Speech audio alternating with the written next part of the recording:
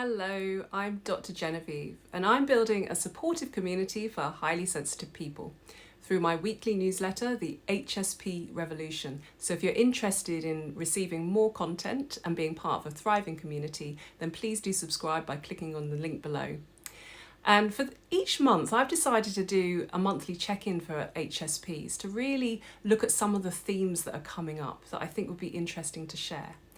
And so for this month of February, I've been thinking a lot about what does it mean for us as highly sensitive people to have a successful life? What does a successful day look like? And I know from many of the coaching clients that I work with and been talking to that many of the ways that we were brought up as children, the values and some of the ideas around success programmed into us are really not aligning anymore with who we are and the way we want to live our lives. And particularly for HSPs, I think we're starting to recognise just how much we actually need to prioritise a self-care routine and grounding. Grounding is just so important for HSPs. So that's really my first thought for this month is how do we as HSPs ground ourselves? Because without grounding, we cannot manifest or create the successful day or the successful life that we want, because often we're going to get stuck in our heads over analysing. So we have to find ways to embody and ground. An obvious one to ground is obviously getting out in nature, going for a walk. But for me, I love to dance, I love to get into my body and move to music. But I know for many of my coaching clients, they do a stretching practice in the morning, they do some yoga, some of them love martial arts, perhaps you love some sort of exercise or running. Or perhaps it's more something like a creative pursuit where you get into a real flow state, like creating beautiful painting, art, or music. So whatever it is for you, I just invite you to think about, how do I ground? And how do I do that consistently each day? Because it's from grounding ourselves that we can create and manifest a successful day and the successful life that we want.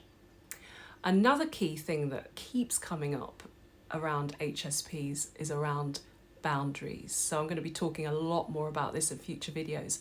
But how do we maintain boundaries, particularly in those more challenging relationships, the more difficult relationships?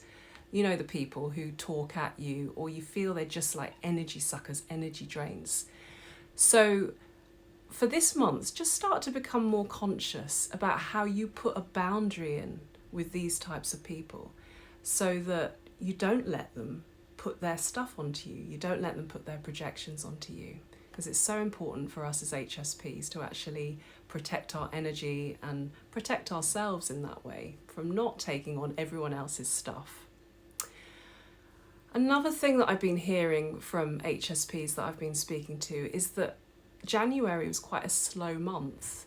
And it took a little bit of time, as it does for us as HSPs, to make the transition, to ease into the new year.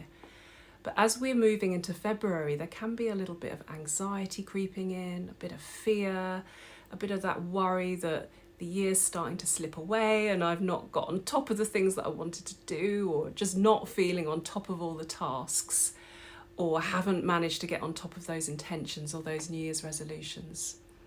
So I'd say the most important thing is to just really acknowledge the fear, observe the fear. It's okay, it's normal. It's normal to have some anxiety, it's normal to have some fear, but just allow it to be there. So acknowledge it, observe it, and then just see if you can let it go.